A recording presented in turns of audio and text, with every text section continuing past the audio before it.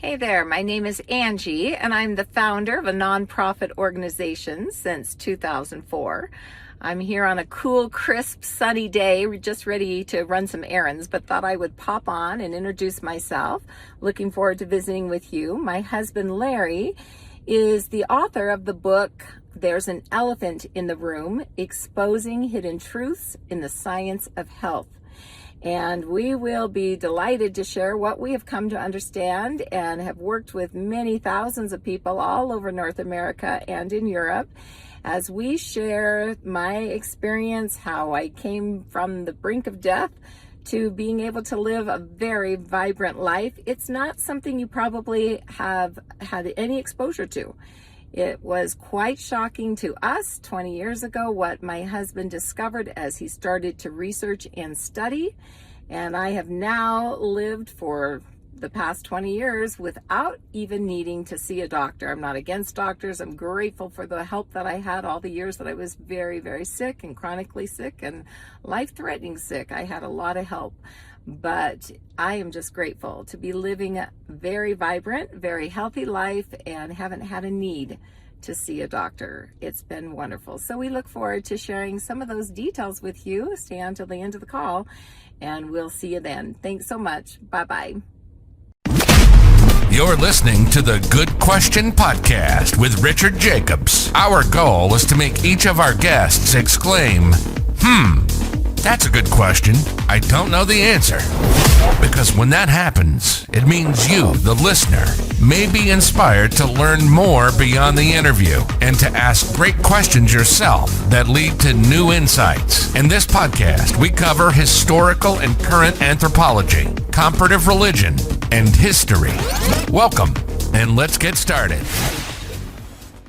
Hello, this is Richard Jacobs with the Good Question Podcast. My guest is a couple. I have Angie and Larry Law. They're the founder of Angie's Option GRM, which means grassroots movement. So we're going to talk about exposing hidden truth in the science of health. And Larry was gracious enough to send me a copy of his new book.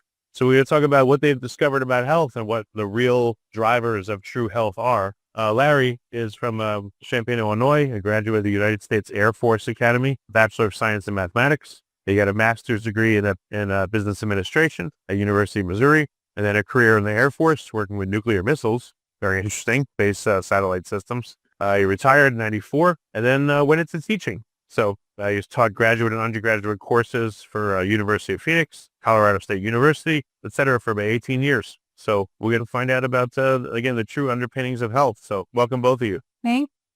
Nice to be here. Good to be here. Struggles and journey. So maybe talk about what happened to lead you to, see the importance of health and to see it in a different way than other people see it. I was saying, whenever anyone is concerned with health, they always seem to have their own health journey and health challenges.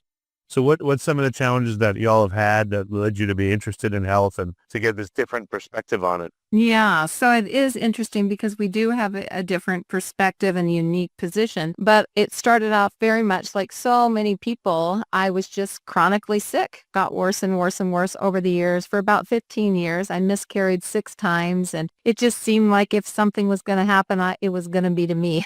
I was going to get it. But it came to the point where there was just simply nothing else I could do. I had 6 doctors. I kept accumulating doctors, 6 of them wonderful doctors, and 4 of them were specialists. We paid a nutritionist $400 a month trying to figure out, what I'm supposed to do with nutrition. We had no idea. But I continued to decline until there was, again, nothing else that could be done. And I feared that for my life. The last appointment I had, I remember talking to the doc and the cervical biopsy had come back positive. And I said, what does that mean? And she was telling me, what the course would be, what we would be doing. And I just knew I could not do it. I had seen my stepmom go through chemo, radiation, and just die a terrible death. So I left that appointment saying to myself, I don't know what I'm going to do, but I'm not doing that. I had MS for 4 years. I had interstitial cystitis. I had severe infections with UTIs and yeast infections, and my whole self was just falling apart. And I again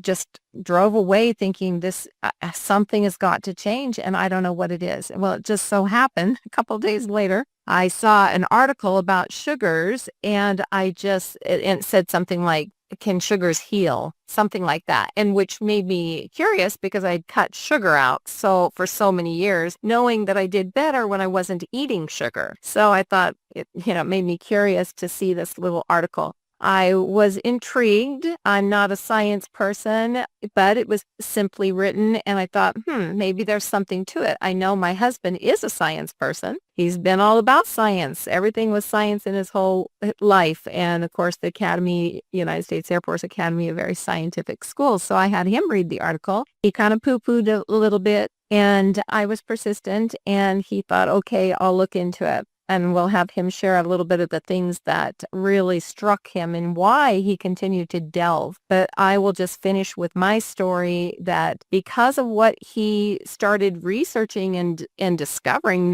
he didn't discover anything. He just tapped into those that were teaching along these lines. And it was such a discovery to him that he didn't know anything about the field of the science of glycobiology, especially nutritional glycobiology. And so I remember, day after day, I kept not going to the hospital. I was in a really critical state. They were going to cut my sphincter, reroute my urethra through my belly button. I did not want that to happen. So I remember standing at his office 4 months into my journey with discovering critical key components that were missing in my diet, and even the best food that I could eat, it was gravely missing. And I stood at his office door and I said, how could there be something so significant and no one know anything about it? How could none of my 6 doctors direct me to a field of science that could answer the question, what was going wrong with my immune system? And my husband just stood there. He'd been studying, like I said, about 4 months, and I was sat there, and he said, as far as I could tell, there just doesn't seem to be incentive. And I said, what do you mean there's no incentive? And he said, there just doesn't seem to be any money. There's no money for anyone to be publishing these studies because there's no investment that can come back to them. There's no recouping their investment. And I said, are you kidding me? Are you telling me that I came so close to losing my life because there is no money to be made?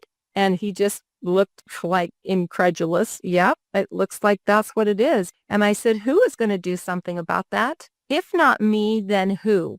And he knew, and tears streaming down my face, he knew exactly what that meant. It meant that he understands it. And so I set up a class thinking, all my doctors are going to come. We're going to have a community class. And we had 68 people that first class in Colorado Springs 21 years ago. And yet none of my 6 doctors came. Surprise, surprise. I had enough confidence. I had total confidence, actually, but complete ignorance. And it turned out to be a good combination. So I am the drive behind it. I felt compelled. I absolutely had to do something about this. And my husband gratefully is smart enough and he can read very complicated things. And he studied over 40,000 hours before he even published his book. But I'm telling you, what he came to understand really changed the course of my life and our many thousands of others that we've worked with over North America and Europe. So I think it would be interesting for my husband to share what got him to continue studying. But go ahead if you have a question.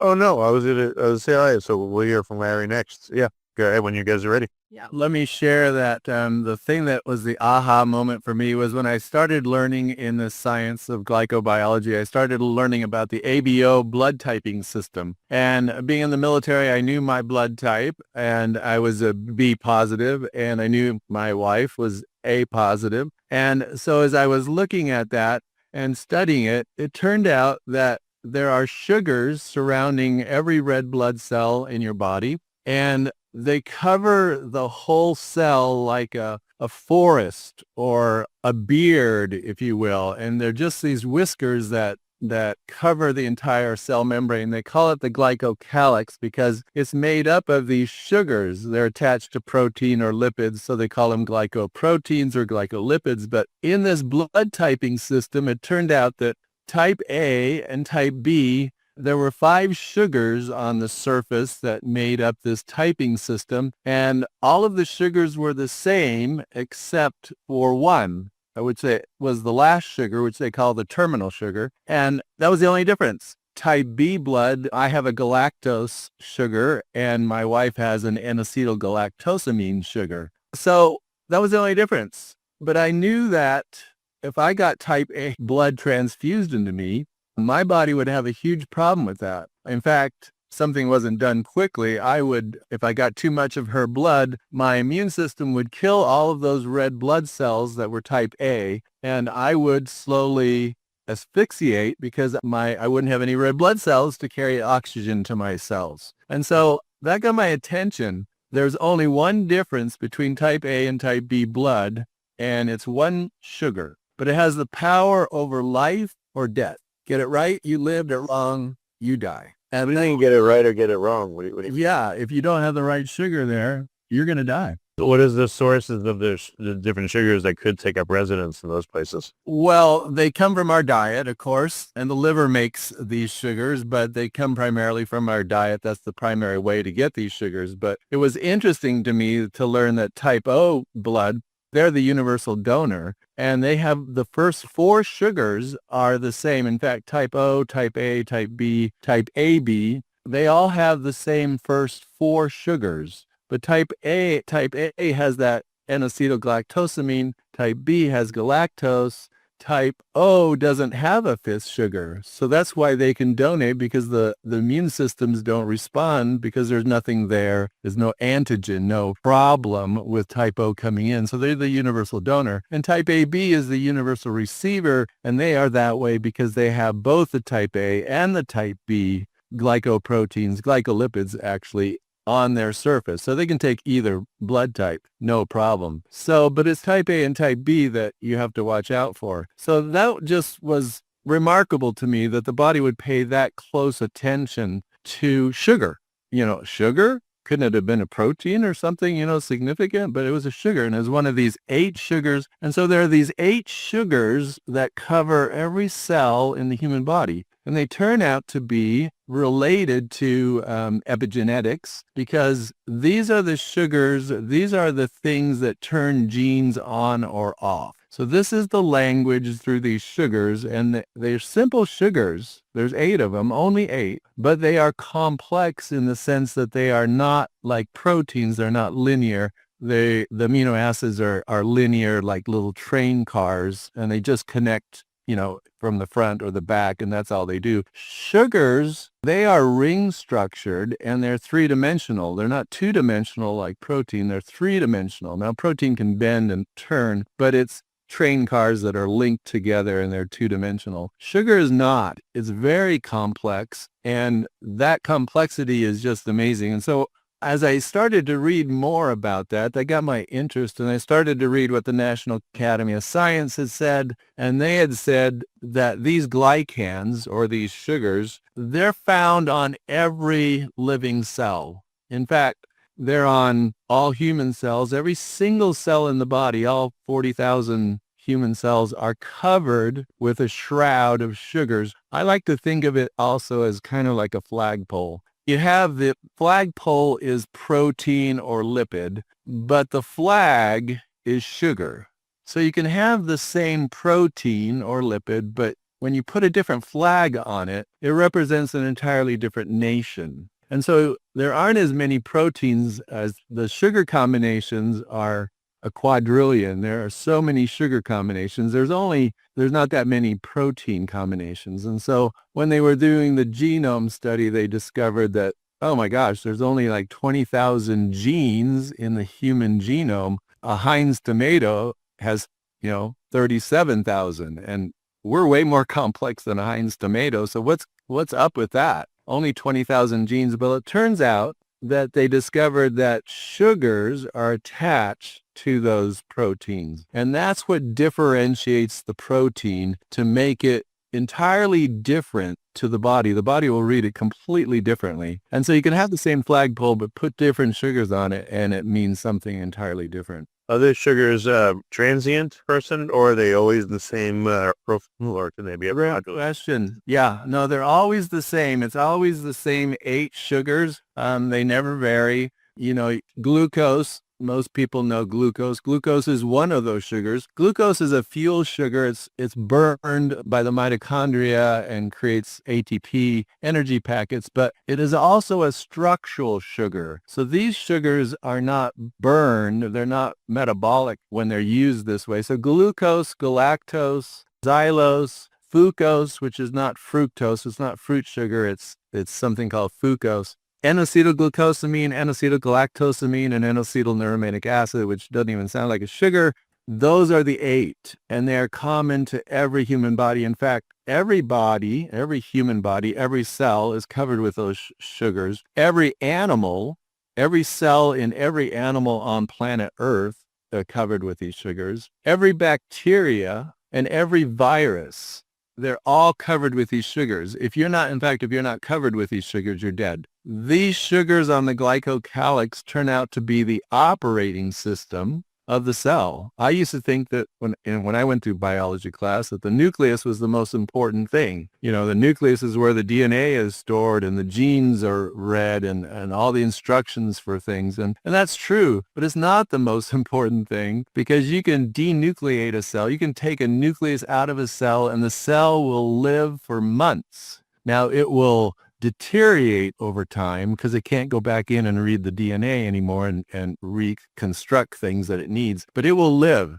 But you take away the sugars, any class of sugar on the outside of the cell, and that cell will die immediately. So it turns out that the operating system is a distributed operating system. The glycocalyx is where things from the outside dock with these receptors that are cell receptors. This is what we're talking about, glycoproteins, glycolipids. And they dock and they communicate. From the outside, they cause things to happen on the inside of the cell, and the cell goes and reads a gene. It does whatever it does. For example, the hormone insulin will be sent out by the pancreas, the islet cells, and it will come out when you've eaten a meal, because you need to get rid of the, blood sugar, and it's corrosive in the bloodstream. So the cells need to take it into them, create energy and store it in fat or wherever it needs to go. And so the hormone insulin is what goes to an insulin receptor on these cells. So there are these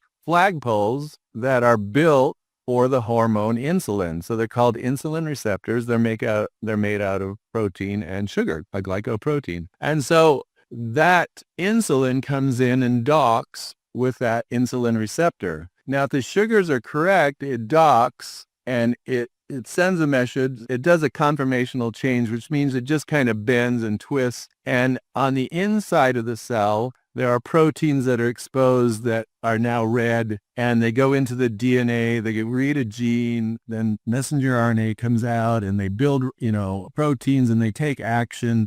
So does this mean like insulin resistance be the remodeling of the exterior sugars and the insulin sensitive areas of the cell, which prevents it from entering? Excellent. That is exactly it. If your sugars, it's like a key in a lock system. If your locking mechanism is not built properly, the cell receptor is not built properly, the hormone comes and it can't dock.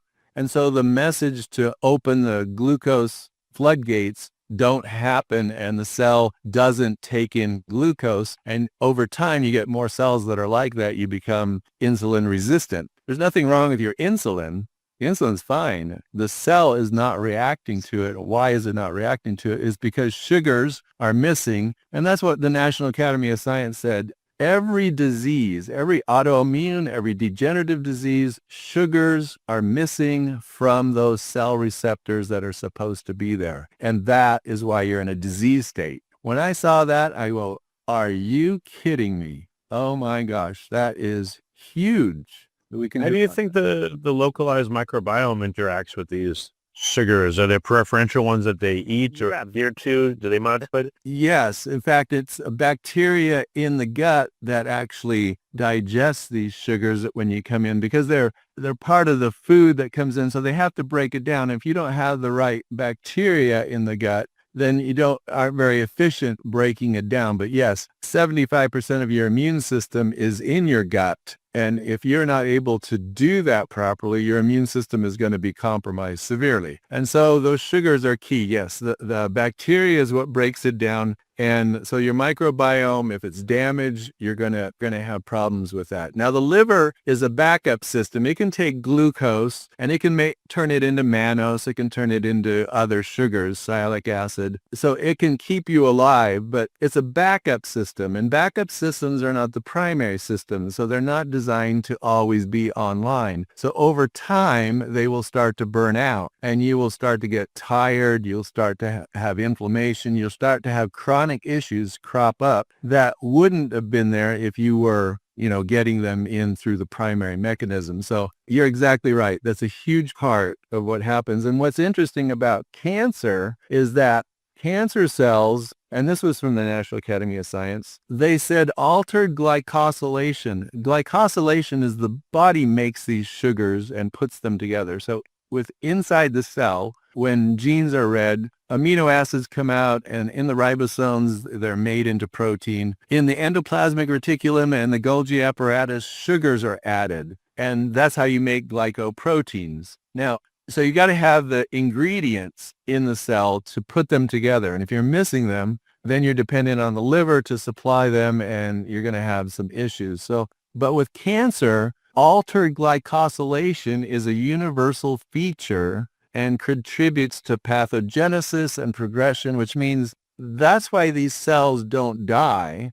They don't commit apoptosis. They don't go through programmed cell death. They stay alive because they are missing, their glycocalyx has been altered and it's abnormal. And every cancer cell has an abnormal glycocalyx. And so the immune system either can't read it, can't see it, can't take them out, and the cell itself doesn't kill itself, doesn't die, doesn't program itself to dissipate itself as they are designed to do. When cells get old, like red blood cells, they live about 4 months and then they commit apoptosis, which means they degrade themselves and they start to die, and new red blood cells are created because they get wore out traveling through the capillaries every 4 months. So new ones are always created and new cells are created all the time. So yeah, if that mechanism is not in place and not working properly, then the messaging, the signaling is not happening. So these sugars are not only, for the message, it's called signal transduction, meaning messages from the outside go to the inside and genes are read or turned on or turned off. And the interesting thing is that these sugars are not template driven, meaning they're not built by the genes like amino acids and protein are. They follow a template and they're built. These sugars are not built that way. These sugars are random. They don't even know what causes the cell to put these sugars together. In reality, what's happening is that they're responding to the environment. And so the cell responds to its environment and creates these glycoproteins. And so you have this whole language happening, which I think you've talked about with epigenetics. This is how the genes get turned on or off. What I was going to say, this is like either part of the epigenetic cascade, maybe one of the first things, or it's like another order of epigenetics, like an epigenetic. Yes, exactly. Richard, let me jump in here, and Larry, because there surely are people in your listening audience that are like me, and I could not understand any of this early on. I've heard it plenty of times now. I could even speak to it, but 21 years ago, Larry is studying this. He's learning this, and I have no idea what in the world he's talking about. It doesn't make any sense to me. Maybe he didn't want to sugarcoat it for you. But I'm going to share with your audience the way that I could wrap my mind around it, and it made perfect sense, and it gave me hope. It gave me hope for my future. So what I learned is that these 8 specific sugars are very much like the vowels of the communication system that we use every day in our language. If we are not using A-E-I-O-U, we're speaking Czechoslovakian or something, and we don't understand this conversation. But we put those 5 little components in place. Now we understand our conversation. Well, these sugars within our body are very much like those vowels for the communication system within our body. You put these 8 specific sugars in place, and now the immune system says, oh my gosh, we need some support over here. We need some insulin support over there. It starts recognizing when these cells have gone bad and saying, hey, that cell is not supposed to become immortal, which then could become a cancer cell. That cell needs to be destroyed, and the immune system takes it out. When that communication breaks down because these sugars are not in place, when the body simply is guessing about everything. So why did I have degenerative and autoimmune in the same body? My immune system was confused. It simply could not communicate properly. You put these 8 little components in place, just like the 5 little vowels that we put in our alphabet. Now we get this conversation.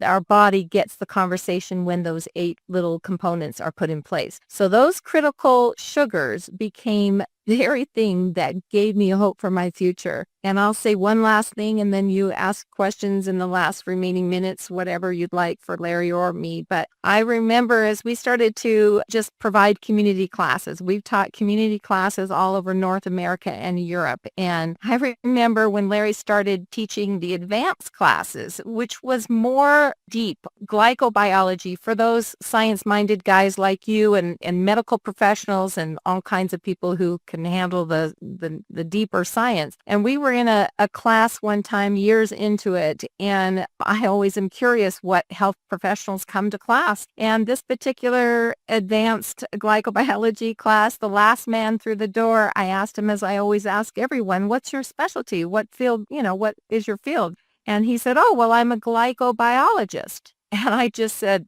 oh my goodness, we've never had a glycobiologist come to class. And he said, I just couldn't wait. And I said, how did you learn about our class? He said, well, somebody put the flyer at the glycobiology department where I work. And I said, people don't even know there are glycobiology departments around the world. And he said, you're telling me. So I said, well, I hope you'll stay on afterwards because I'd love to hear what you think. So after class, there were, 25, 35 people in class, and most people came to talk to Larry afterwards. So he took me out into the hall and he said, and this is a direct, exact quote, kudos. I have never seen an overview of this field of science done that well. And then he went on to tell me that he'd spent his whole career and he was getting government grants to wrap up his career for studying the glycobiology of ovarian cancer. And I told him, this is what fuels me. My stepmom died of ovarian cancer and it just makes me so mad. And he said, this is another direct quote. He said, the evidence is clear.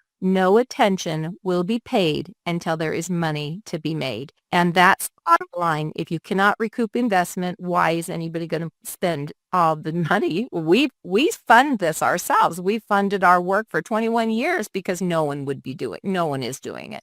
I am compelled. I haven't even had to go to a doctor for 20 years. And it's remarkable, the human body. So anyway. Okay. So what modulates these exterior sugar coatings, and how does that interface with health? What moves the needle? So the immune system reads these sugars. One of the primary things it does is it determines whether you belong in the body or not. So there's a set of glycoproteins that the body identifies that, yes, you belong in this body. And when people do get a transplant, they have to suppress that in order to keep the transplant, because the body will destroy it because it doesn't belong to you. You don't have the right fingerprint in sugars. So that is a huge part. Now, what happens, and Angie did such a nice job talking about, is when you're missing these sugars, the body can go lots of ways, and lots of times it goes both ways. Autoimmune is where the immune system cells come in and they try to read the sugars, but they can't read that identity. So instead of saying Larry's cell, Larry's red blood cell, or Larry's liver cell, it says Harry's or John's or Jack or something even worse. At some point, the immune system is going to say, I don't know what you're talking about, and it's going to attack. So the number one autoimmune disease is, of course, Hashimoto's disease in the thyroid, and the body just starts to attack the thyroid tissue and destroy it. It didn't attack it 2 years ago, but what's changed? Well, the sugars have deteriorated. You're no longer making them quite properly, and so you end up with an autoimmune disease. Now, degenerative disease are kind of the opposite. So degenerative disease, you'll end up with like a cancer. You'll get altered glycosylation. The immune system gets confused. Some of these sugars kind of act like cloaking devices. They can cover bad sugar proteins. It's really interesting what these abnormal cells can do, but they will keep the cell from dying. And so you'll have abnormal or you'll have degenerative kinds of issues, and the cell doesn't kill itself, doesn't die. And so you have degenerative or autoimmune, which pretty much covers the whole thing. But sugars are the key for the body to recognize who you are and your condition, and for almost every metabolic process to occur, like we mentioned, insulin and blood sugar. But every metabolic process involves these sugars for it to happen correctly. And if sugars are not there properly,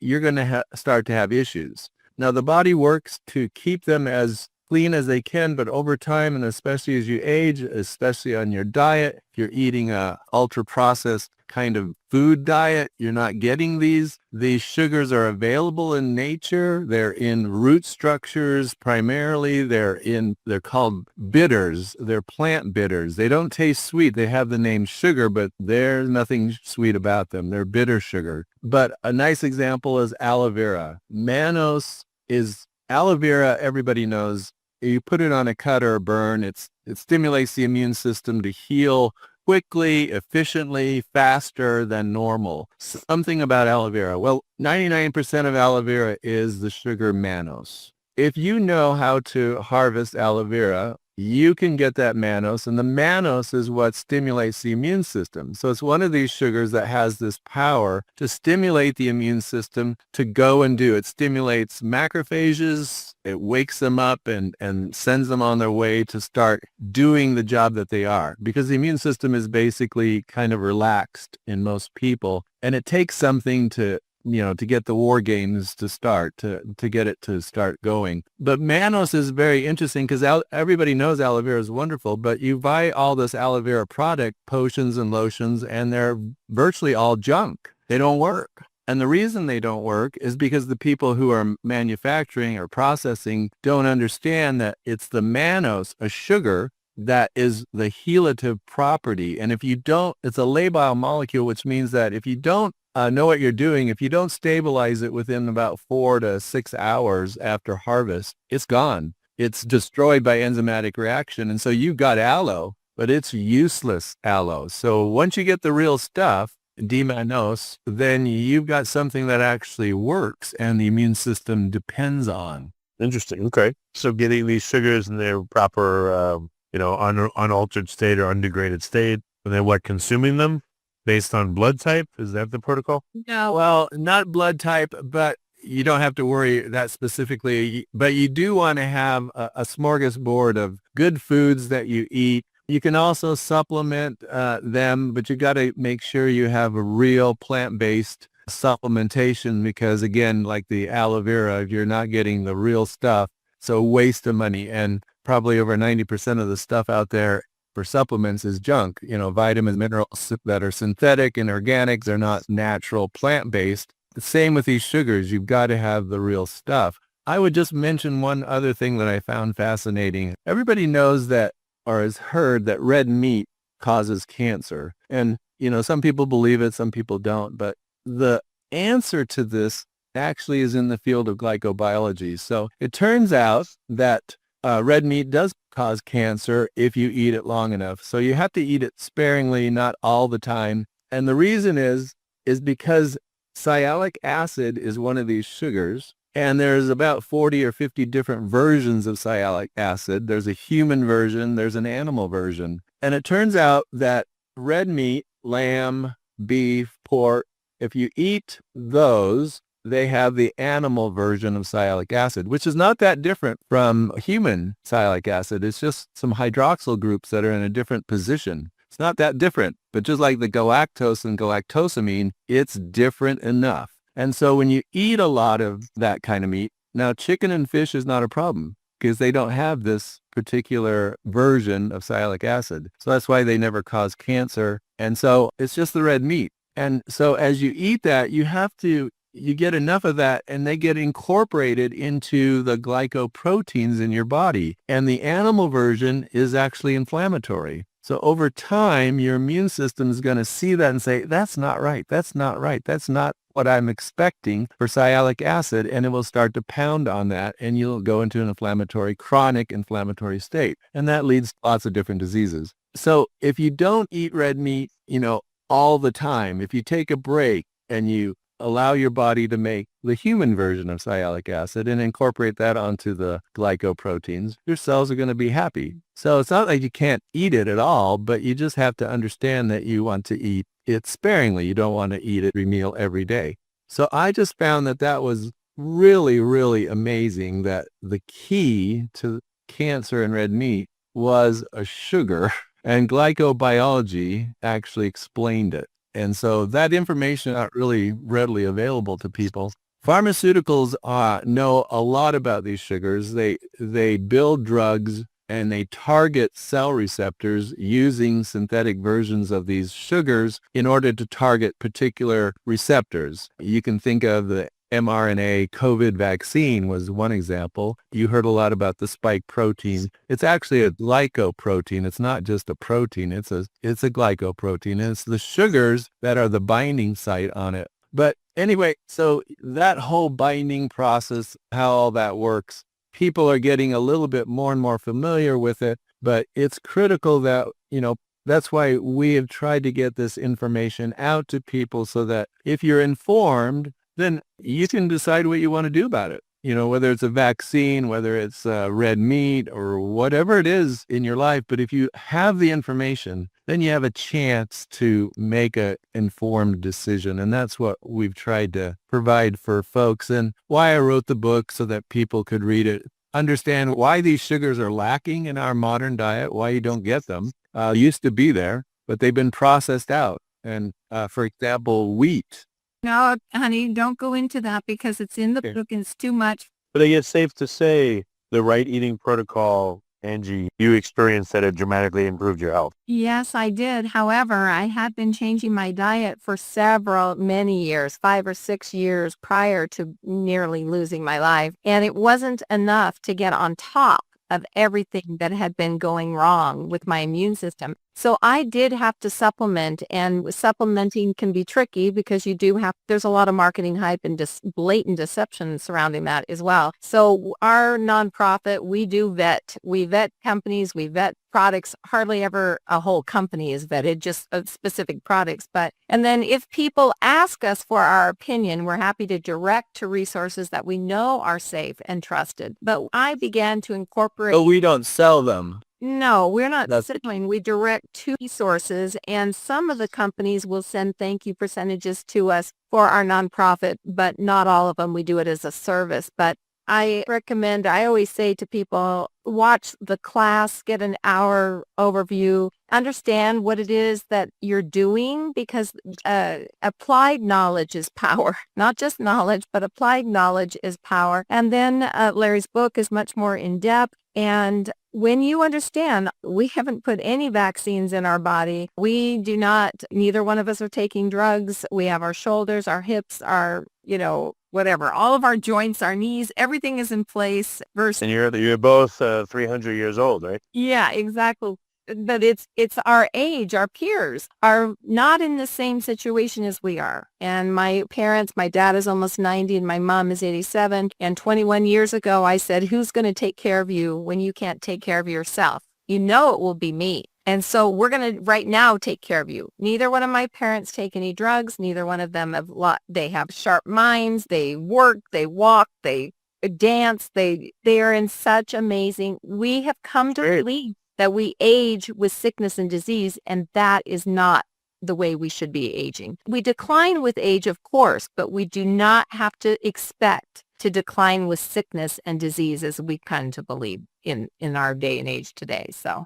Okay. So how can people take the first step? Like we've been all over the science and you've been very helpful in breaking it down. But for listeners that are bewildered still or want to take action, what do they do? Well, the very first thing I would say is that They should watch the class on our website. It gives a nice overview. yeah, you go to the website and there is a place to subscribe to our weekly newsletter. That would be the very first thing because it will share lots of things. We have monthly webinars, wellness support groups where people join us live. They can stay on after and ask questions. It's all free. We have on that newsletter, Larry always does a science article. There's a personal message. There are events that are coming up, whatever. People can tune in. They can reply to that email and ask questions. The Wellness Journey class is what Larry referred to. That's just the overview that is going to be such a great help because it's just under an hour, very easy to get a good foundation and not be like this, a fire hydrant at you when you're just needing a little drink of water, So going to the website, which is Angie's Option, GRM.org.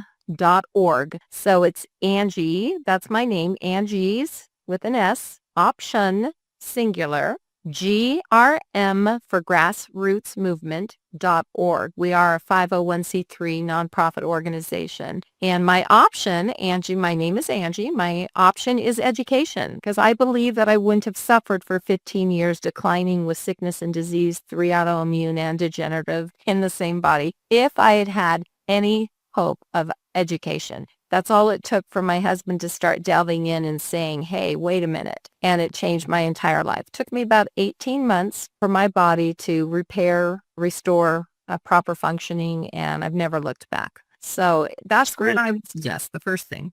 Okay. And then your book, let's restate the title and where is it available? And that would probably be another source for people, right? It's on Amazon that you can get it or on our website. It's called There's an Elephant in the Room, Exposing Hidden Truths in the Science of Health. And the key is you're not a victim to your genes. If you can get these vital nutrients in, they build the structures. If you can build proper structure, then the body will function properly. So structure is function. And that's what's so simple and elegant is that you just have to build those structures and then the body is designed to respond and the immune system works wonderfully and takes care of you, whatever it is that you need. It's designed to do that for you. Okay. Well, excellent. Well, thank you both very much for all the work you do and for coming on this podcast. And we've got follow-ups for people so they can go to the website, angiesoptiongrm.org, or get Larry's book as well, The Elephant in the Room. On that website, the newsletter, signing up for that will be the easiest way to touch base and stay in touch with us, and then they can reply to that. It comes out every Tuesday, and if they have questions about our vetting process or anything, then they can ask, and we are happy to give our opinion. Okay. Well, very good. Well, thank you. Thank you so much both for coming on the podcast. I appreciate it. Thank you for having us on. Yeah, our pleasure. Thank you for listening to the Good Question Podcast. Please email support@thegoodquestionpodcast.com if you have any referrals to great guests for us to interview. Visit thegoodquestionpodcast.com to hear more interviews. And please help us spread the word by rating and reviewing us on Apple Podcasts, iTunes, Spotify, YouTube, or wherever you listen to this podcast.